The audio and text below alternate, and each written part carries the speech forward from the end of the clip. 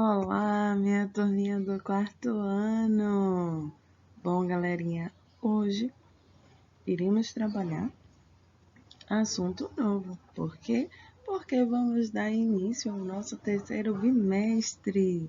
E quero desejar a todos um bimestre cheio de luz, cheio de energias positivas para todos nós.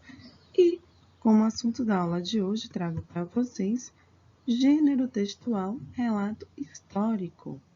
Com quem? Com a Pronadja.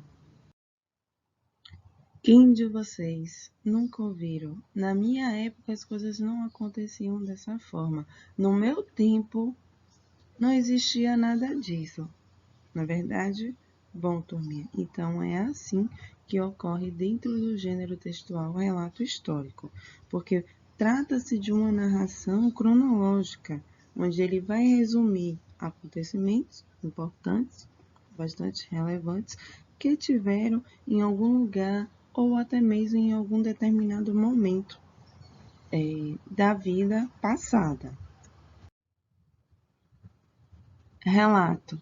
Ele vem a se referir a um termo com vários usos. Pode tratar de alguém contar algo. E histórico é aquilo que está relacionado com a história, onde vai possuir um determinado evento, um acontecimento no passado. Certo, turminha? Uma característica importante para a composição desse relato histórico é o do autor. Por quê, Pro? Porque ele precisa ser fiel à realidade dos fatos. Além do que, essas fontes utilizadas por ele precisam ser totalmente confiáveis, evitando então que ele apresente um relato que não seja verídico. E assim também, os fatos por eles retratados não devem conter opiniões pessoais.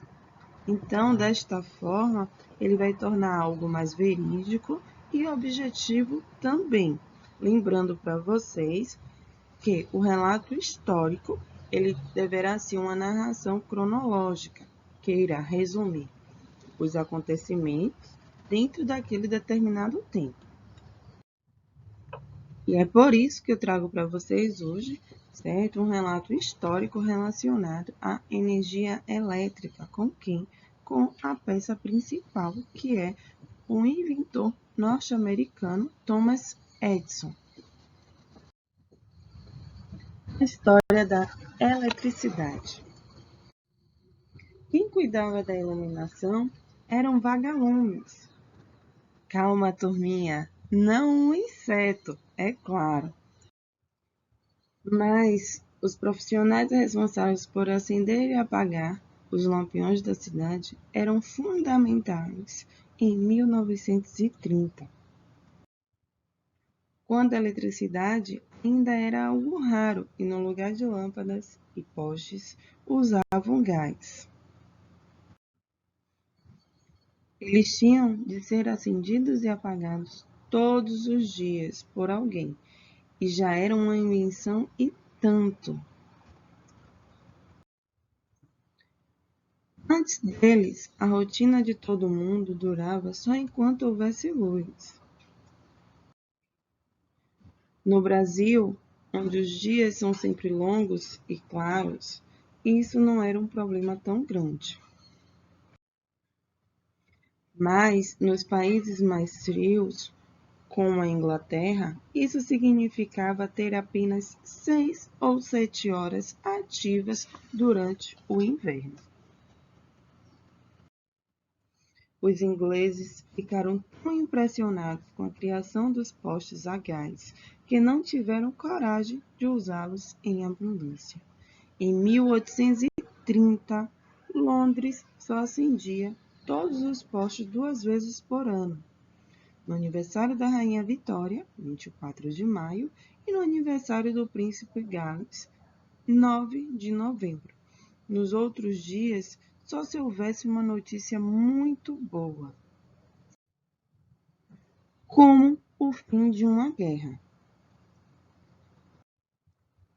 Para sair de casa à noite, adultos usavam tochas e crianças uma espécie de lanterna improvisada. Ela era feita com a lata de óleo, cheia de gravetinhos com fogo e tinha que ser girada uma vez ou outra para que não se apagasse. Dentro das casas, as pessoas resolviam o problema do mesmo jeito que você faz hoje, quando a luz acaba. Ligam lanternas e acendiam velas. A diferença é que as lanternas eram à base de querosene e as velas feitas de sebo, ou seja, nada funcionava tão bem quanto agora. Os lampiões de querosene eram tão fracos que às vezes era preciso riscar um fósforo para ter a certeza de que aquela chama estava acesa. Já as velas, difíceis de conseguir, deviam ser utilizadas com bastante economia. Só os ricos abusavam. Nos palácios, grandes castiçais cheios de velas faziam o trabalho das lâmpadas de hoje. Quando a luz elétrica se espalhou pelo país, os acendedores de lampião não foram os únicos a desaparecer. Também sumiram o fogão de lenha, o forno a brasa, até mesmo as lavadeiras nos chafarizes, o banho frio. A vida de todo mundo foi completamente transformada pela invenção do norte-americano Thomas Edison. Morar, comer e cuidar da higiene se tornaram tarefas muito mais confortáveis. Outra mudança importante com a chegada da energia foi a limpeza das casas. No Brasil, os quartos costumavam não ter janelas, assim ficavam na penumbra durante o dia e na noite durante a escuridão, deixando a sujeira pouco visível, mas foi só acenderem as lâmpadas para verem o chiqueirinho que eles estavam se transformando. Como sempre, também houve quem reclamasse da eletricidade. Sabe quem? As vaidosas madames inglesas não gostaram nem um pouco quando aquelas lâmpadas brilhantes revelaram sem dó as suas rugas e as suas imperfeições. A luz elétrica, tão boa para os papéis de paredes e os móveis, nem sempre é conveniente para as mulheres, dizia uma propaganda na Inglaterra em 1901.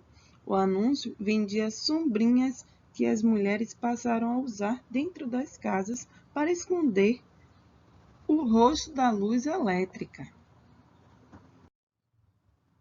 Bom, turminha, vamos revisar um pouco mais. Lembrando para vocês que relato histórico é um gênero textual que tem por objetivo relatar acontecimentos do passado, em geral, de uma forma cronológica, seguindo todo passo a passo, certo? Dos fatos mais importantes, mais relevantes para constar dentro desse relato.